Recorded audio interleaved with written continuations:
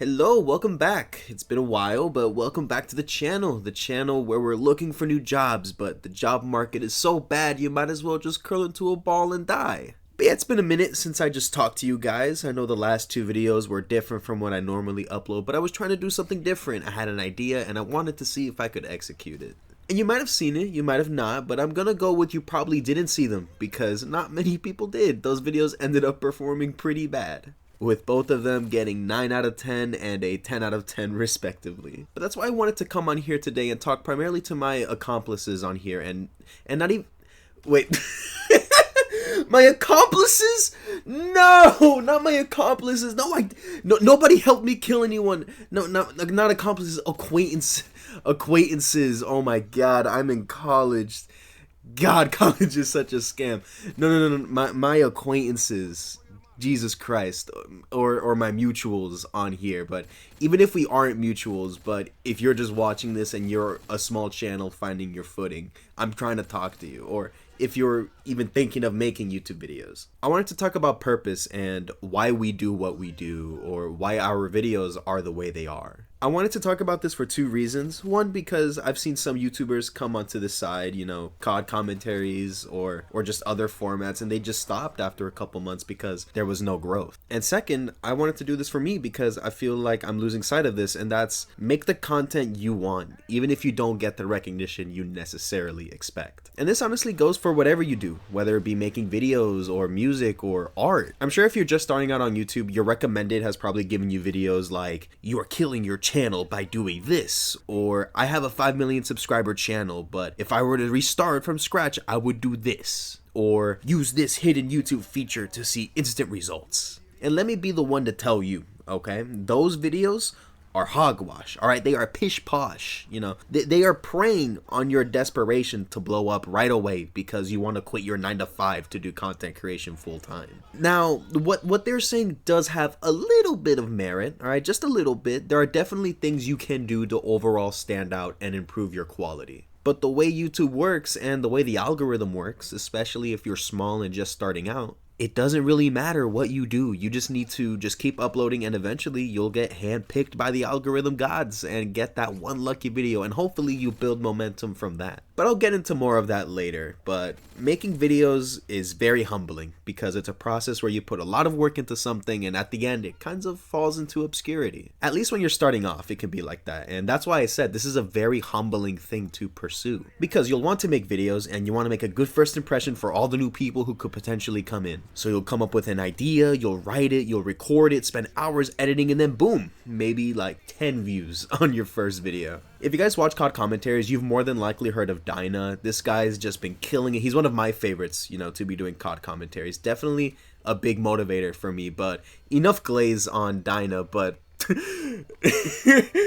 Dyna mentioned in a video of his, and I don't know if he came up with this or if he ripped this too, but Dyna's philosophy with video making is count your uploads, not your subs, or count your uploads and not your views, something like that. And that's genuinely such a healthy way to go about this whole YouTube thing, man, because I feel like people see others making videos and they're crushing it, and they think they might have something unique to bring to the table, so they'll make their own channel, they'll make a video, they'll put in the labor for it, and then it just flops. And that's literally like a canon event for most people that start YouTube. That's how it is. We kind of just get our hopes up because we think this is our best work, and when it doesn't get acknowledged, you think, what's the point of me even putting all this work? It's super frustrating, and I get it, guys, but I know the solution. Yes, me.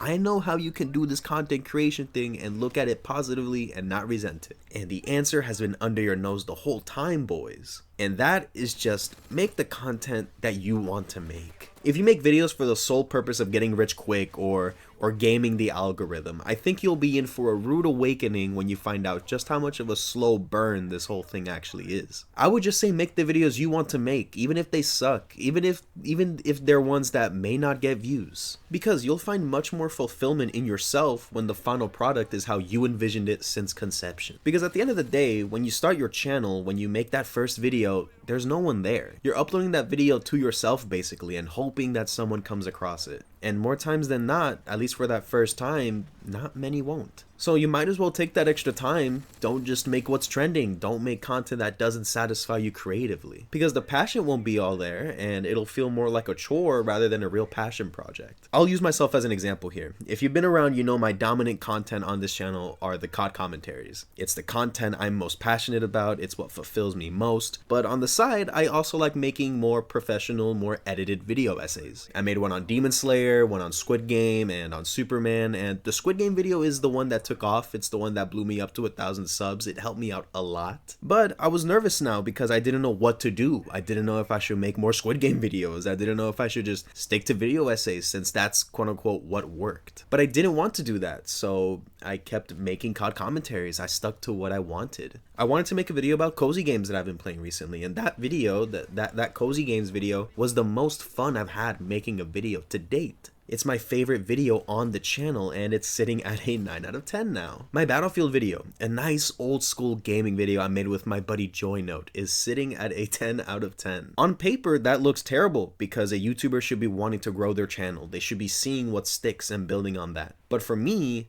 that isn't really fun. As much as those last two videos flopped, they're the most fun I've had making content for this channel. I'm not going to delete videos just because they were received poorly or because I'm embarrassed by how their performance looks on my channel. This makes me want to call back to another video I saw by another COD commentary channel, That Killer Gary. I've been digging his videos a lot recently too. But he made a commentary talking about pride and how that can affect how we view our old projects. And he explains that no matter how poorly his old videos were, whether that be in quality or how they were received in the algorithm, he's not going to delete them because those are still videos that he believes can help people. Those are still videos he can look back on and see how much he's grown in his skill set of making videos. So yes, if I were you and you were second guessing on pursuing content creation because it may not be worth it or what's the point if you won't get recognized, if you have that mentality, just make videos. And when you do, put your pride aside. That's like the first thing you should do when starting out. Don't think it's embarrassing that you're 6 videos deep and not getting views. Like, don't delete your videos if they're not performing to your standard. If you make the videos you truly want to make, you won't delete them because of performance. You'll actually want to keep them up because you're proud of what you actually created. Your moment of recognition will come at some point if you're just consistent. Like, again, me personally, I uploaded the Squid Game video not because I was expecting to blow up. I was low-key hoping it didn't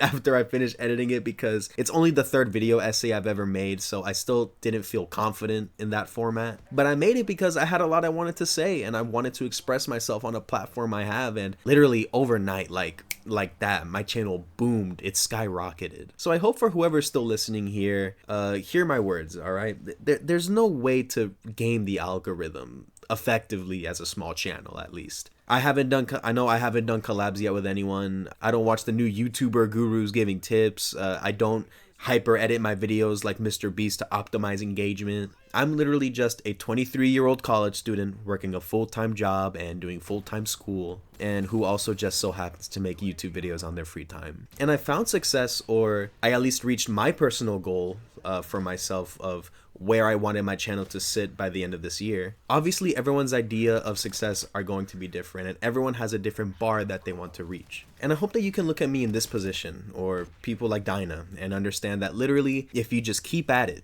and you just have patience and actual passion in what you make, you can keep doing this and have fun, and the bonus will be a bunch of views and attention. Because honestly, to this day, even after experiencing the crazy dopamine hit of 700,000 views, if my video even gets 50 views and at least 1 to 2 comments saying that they related to the video or that this video helped them in some way, I'll consider that video a successful one. I've been having fun on the channel making different content. Again, if you made it to the end and you haven't watched my Cozy Games video, I highly recommend it. It's honestly, in my opinion, my best video. But yeah, the Battlefield video was also super fun. I don't think I'll make those kinds of videos as frequently. I don't know. I'm happy with how it came out, but I don't know if I'll keep making gameplay videos, but we'll see. But that's what it's all about. You make the videos you want to make. You see what you like or dislike. You'll figure out what format you like more and what you'll want to improve at. If you really want to succeed at this, you'll keep at it. You'll keep posting, and you will reap what you sow here. But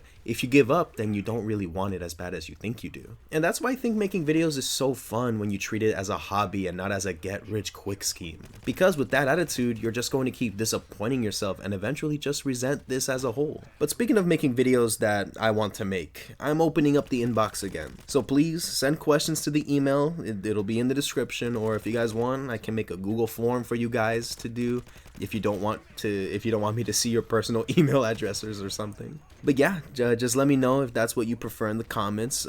Formal video essays and gameplay videos are fun, but at the end of the day, I like talking and talking to you guys directly. So I'm gonna go back to doing what I truly like, and I hope you guys stick around. But that's about all I have to say. Thanks so much for watching, especially if you made it this far to the end. I hope you take care and be well.